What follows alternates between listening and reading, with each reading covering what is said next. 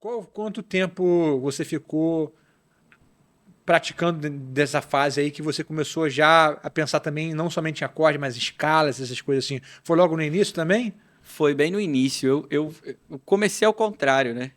Eu comecei por riff e solo. Cifra e solo. É, Esse negócio do acorde foi só a primeira experiência ali mesmo, né? era só os acordes que eram realmente importantes na música tal. Entendi. Aí eu ouvi os acordes, eu tinha a montagem, né? Mas eu sempre toquei muito com drive. Só que, por tocar o teclado, agora eu acho que eu entendi um pouco melhor essa pergunta. Eu entendi o princípio, o fundamento de alguns acordes. Nessa descoberta aí, lá, voltando às cordas soltas, que era o sol maior, eu descobri que a terça estava na ponta, né? Era mais, a nota mais aguda, era o si. Então, para eu fazer um acorde menor, eu precisava puxar aquele si para trás, uma casa para Entendi. trás.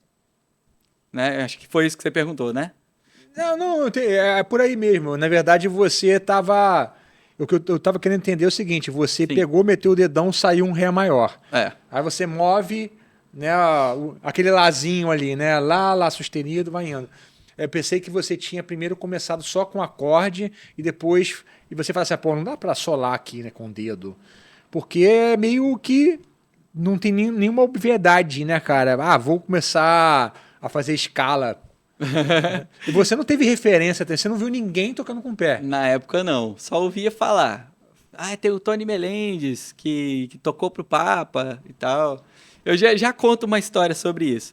Mas falando sobre essa questão cronológica do aprendizado, então, só para organizar aqui a conversa, foi esse primeiro acorde. A partir dele, eu senti a necessidade de aprender acorde menor. E aí eu descobri que eu tinha que mover a terça. Tá. Movia a terça, então eu aprendi. Aí eu tinha que inclinar o dedo para trás, era onde mascava, né?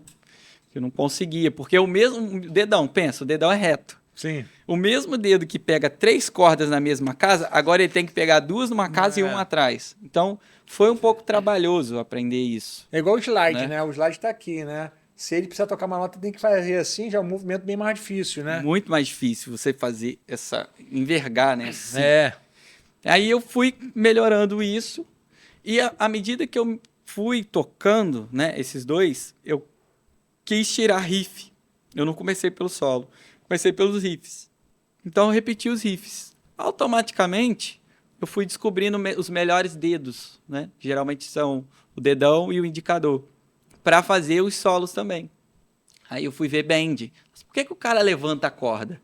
E aí eu comecei a identificar o que era corda levantada, o que era corda puxada, o que era só a note mesmo, né?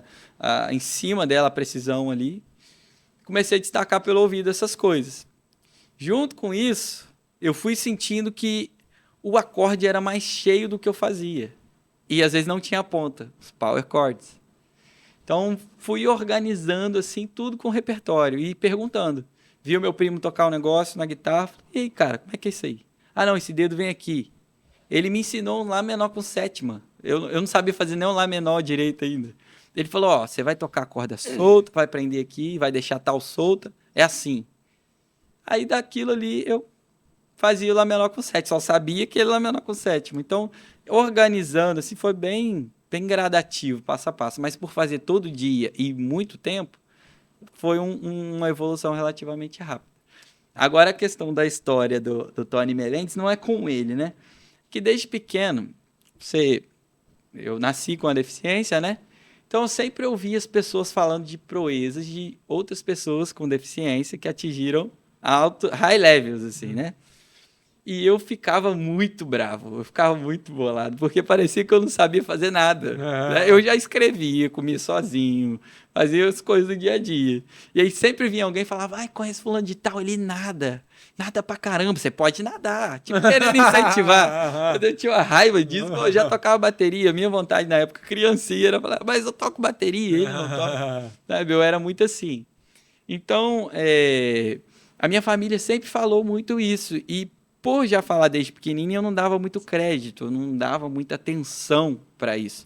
Eu visava mais a minha realidade mesmo, das coisas que eu queria fazer, eu queria aprender. Por exemplo, o teclado. Na adolescência, eu comecei a tocar com os braços. E é a maneira que eu toco até hoje. Mas quando eu comecei foi com os pés. E o meu pai insistia comigo, não, você tem que tocar com os pés, é muito mais, muito mais. Aí não tinha palavra. Muito mais o quê, cara? Ah, Né? Ele não sabia definir. E eu ficava bravo e tal.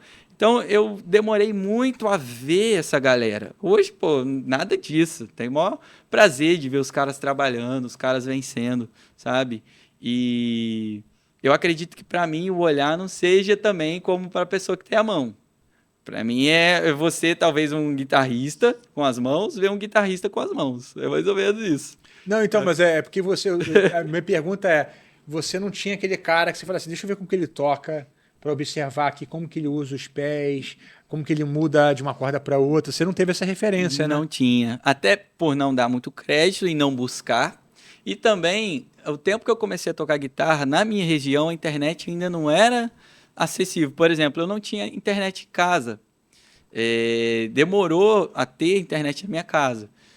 Quando eu tive, que foi o contato lá com o Steve Vai, a minha internet era 300k. Pô, hoje a gente tem internet de 1000, né? De, Mega, sei lá. já é mega, pô. É mega, giga, já tá em giga lá na região A lá. minha é 300 mega Pô, por segundo. estamos no 5G aí, mano. É. Então, assim, com 300 kilobytes de escada, o vídeo do Steve Vai de 6 minutos demorou 6 horas para carregar. Então, eu não tinha o interesse de buscar e também não tinha muito recurso. Eu fui conhecer depois. Inclusive, eu gravei com um guitarrista que tocava, né? Já faleceu, até onde eu soube, né? Mas ele tocava com os pés. E a técnica que eu uso de tirar a guitarra do chão, eu aprendi vendo ele fazer. Não entendi. Você tocou com esse guitarrista? Toquei, eu não sei o nome dele, ele era da Califórnia. Acho que de San Diego, se eu não me engano. E, Eu gravei com ele no The Superhumans, feito pelo Channel 4. Foi uma campanha para as Paralimpíadas chegaram em 2016. você. Chegaram em você. Chegaram em mim, eu fui como pianista. Sim. E esse cara gravou a guitarra. E no vídeo ele levanta a guitarra. Mas no vídeo todos nós dublamos. Eu falei, não, peraí. Se esse cara faz isso, mano, eu vou querer fazer isso ao vivo. Não vou querer fazer isso dublado, não. Eu quero fazer ao vivo. Não tô dizendo que o dele era dublado, né? Eu não sei. Eu não vi ao vivo. Mas no vídeo ele tirava a guitarra assim, maneiraço com o pé. Levantava a guitarra. Falei, cara, eu vou desenvolver essa técnica e comecei a copiar o cara. Então, mais tarde, eu tive esse contato, né? Mas no meu início, não. O início realmente foi por percepção, por transcrição mesmo. Sim. Quase tudo. Obrigado por ter assistido a esse corte do Starling Cast. Você pode assistir o episódio completo aqui na descrição do vídeo. E aproveita se você é guitarrista para fazer parte da maior escola virtual do Brasil, exclusiva para guitarristas, tocando ali no QR Code ou então na descrição do vídeo. Te aguardo lá.